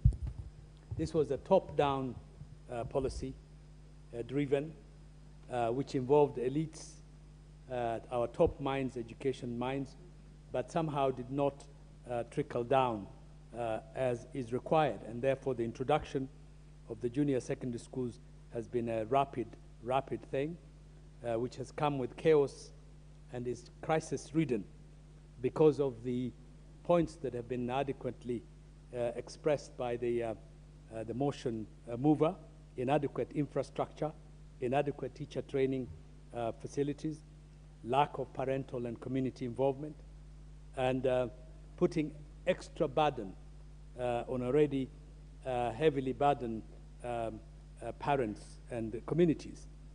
As a result, in my particular neighborhood of Kamkunji, we have over-congested classrooms with many students that had not been planned for, overloaded timetables, and overworked teachers, which, if it is not corrected with the proper framework and policy, could lead with the deterioration of the quality of education that we're providing to these youngsters.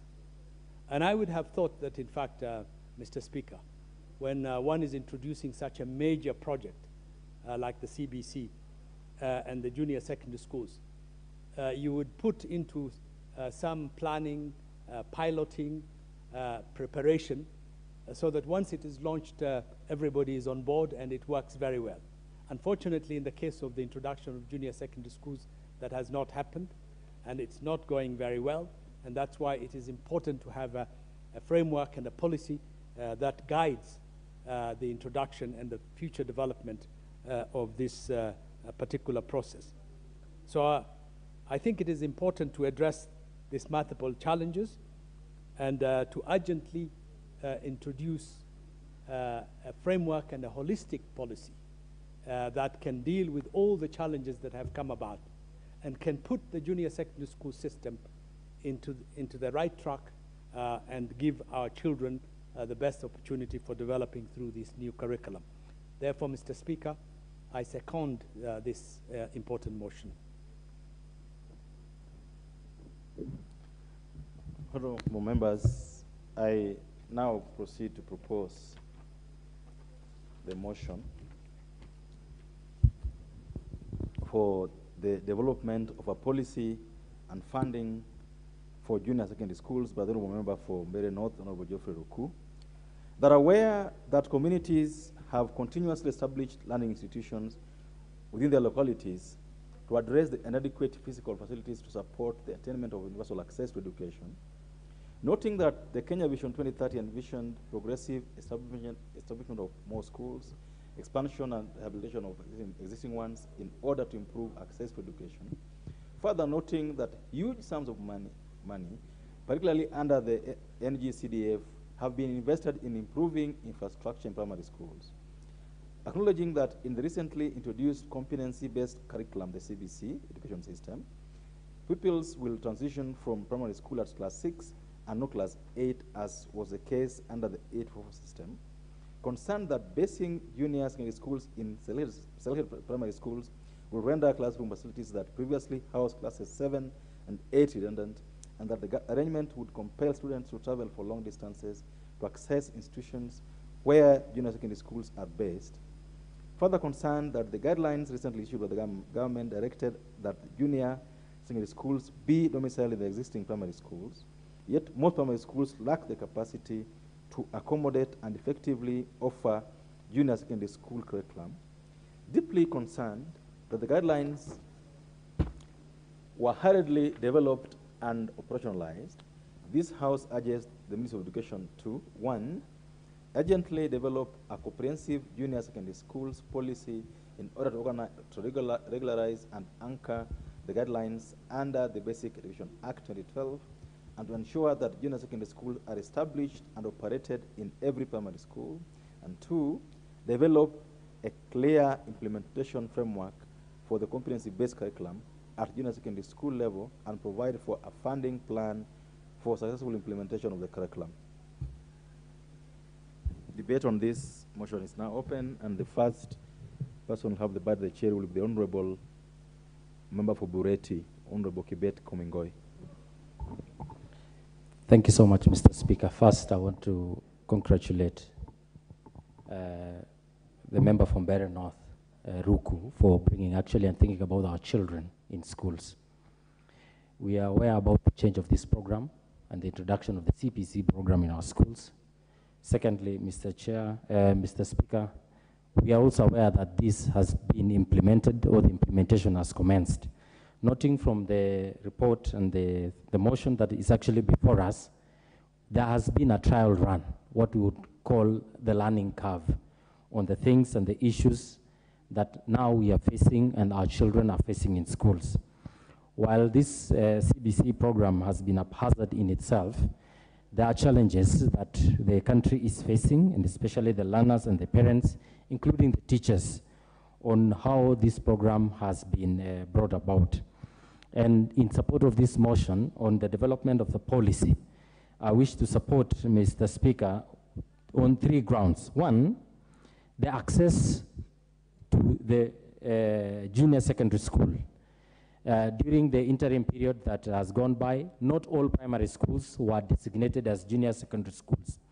And therefore, this has denied some learners or has created distance from the learners' homes to the new designated junior secondary schools. Without policy governing the distance between one school to the other, without policy governing the whole framework on the CBC, the continuation and implementation of this program as is going to affect our children. The second aspect, Mr. Speaker, is the question of the commercialization of our education sector. We will remember that the 844 system, one of the major setbacks of the 844 system was the commercial nature in which it was being implemented. The buying of books, the materials, the requirements in the school, and the many things that our children need for the purposes of implementing this system are also being taken into the CBC program and our junior secondary schools. We need to develop, together with the thinking that had been brought before about the school feeding program, the school uniform program that we had discussed previously, combining them together to see to it that we decommercialize our education system. But that does not mean that we remove the private sector involvement in our schools, because without policies, we will not be able to have a clear path through which we are going to set the school system in. Number 3 is the facilitation actually of the private sector to invest in the junior secondary schools. In the constituency I come from, Bureti constituency, there are so few centers that were approved for junior secondary school. And this is because of the policies that are not in place to guide in registration, identification, and the plans through which that we are going to put our institutions to check whether they can be able to provide the junior secondary school.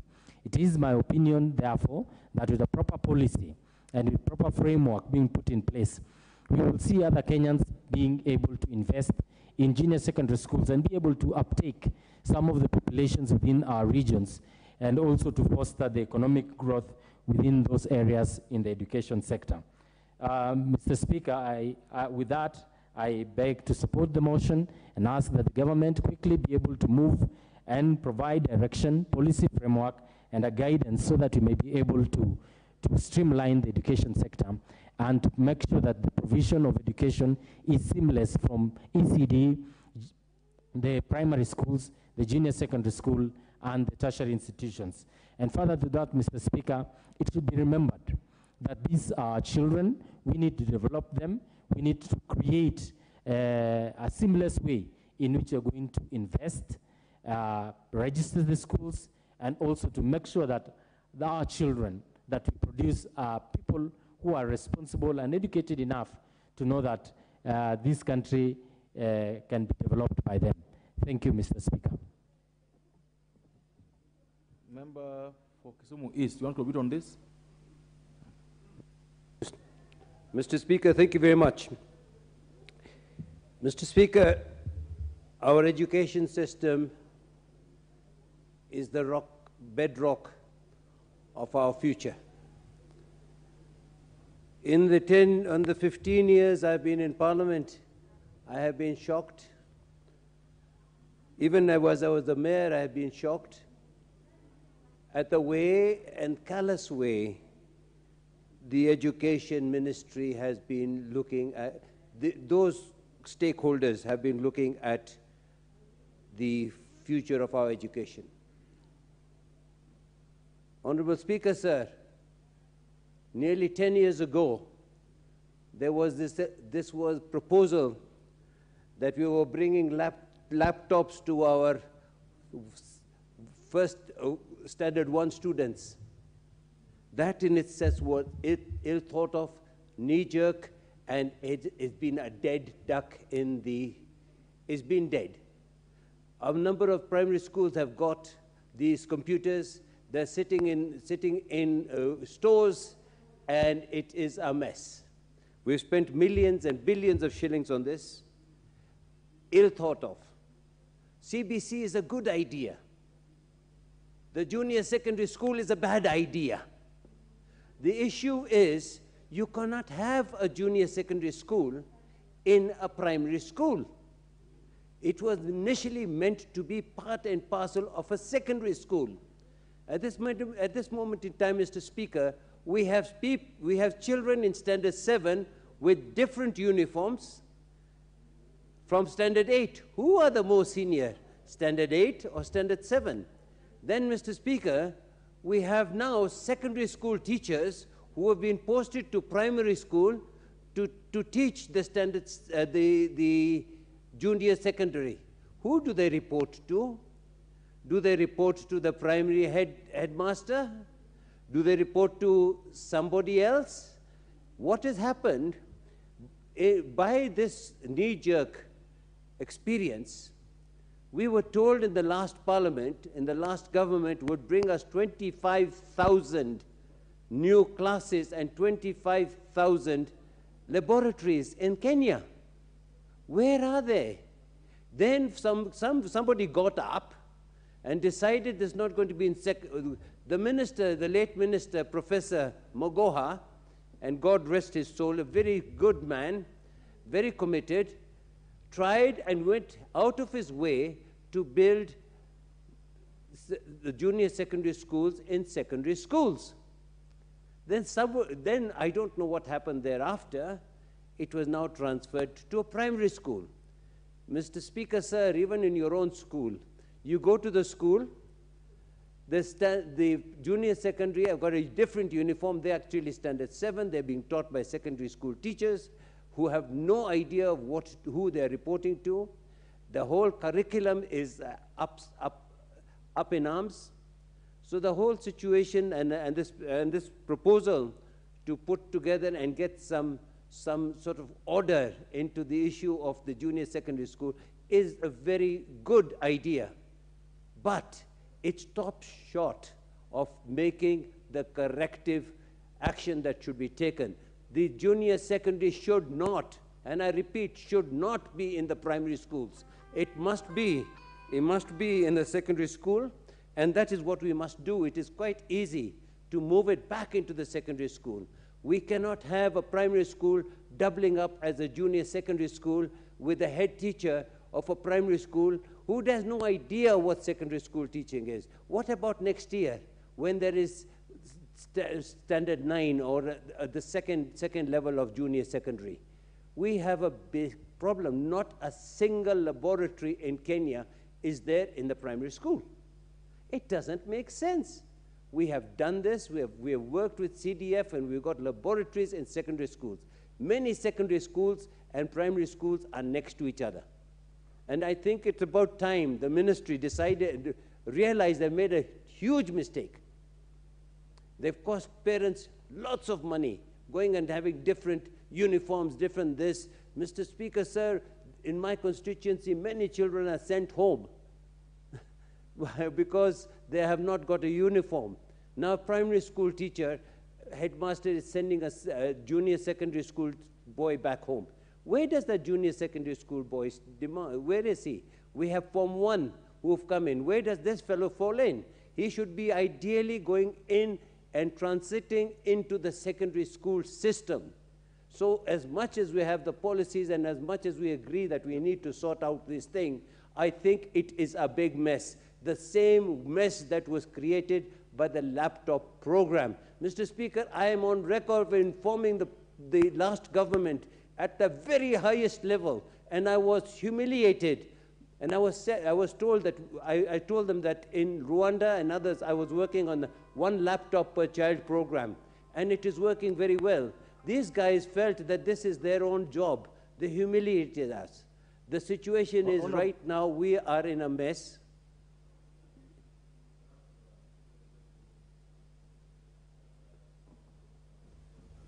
I can't hear, sorry. Motion next comes up. Honorable members, the time now being 1 p.m. This House stands adjourned until today, Wednesday, the 3rd of May, 2023, at 2:30 p.m.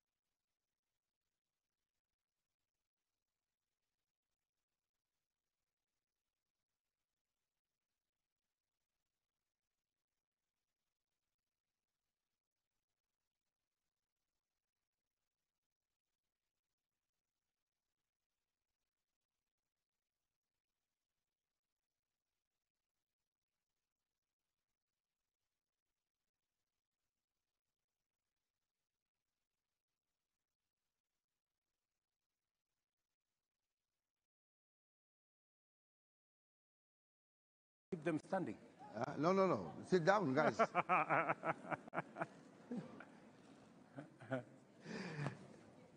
Well, thank you very much for your patience. We had to wait, of course, to have the icing in the cake. And we're going to have now a very informal and frank discussion with His Excellency President Ruto. He told me to call him William, but I cannot do that. We are formally here, so I'll have to call him Mr. President. And this is going to be a frank discussion. I must start by saying I'm a little bit disappointed because my wife, when she heard that I'm having a conversation on stage with you, she went and bought me a very nice jacket. And I said, I'm going to upstage him. Then he went and came in this, wonderful. Look at that. I mean, anyway, so it didn't work. Right. To really start, I have really 3 sets of questions. Some of them are global. Maybe before you start more, let please. me. You just said I said you should call me William, and you refused. Let me tell you of another incident. Yeah. I called the Secretary General of the UN, Guterres. So I kept on telling him, "Oh, Your Excellency, Your Excellency," and then he told me, "Please, you have to stop calling me Your Excellency. Call me Antonio. Otherwise, I will also begin to call you Your Majesty." So I stopped. So nowadays call him Antonio. Yeah. Still, I'm going to call you Mr. President. It's not appropriate. We are in Kenya and we are in a formal meeting, and I believe it's live on TV, I think. So that doesn't, it should not be right. So I was just saying that we're going to talk about some global issues. As you know, most of our session today, or the whole conference, was about Africa and the world, our issue. And there were some wonderful speakers, amazing people, really. And I'm going to send you, I know you had other commitments, you could not, you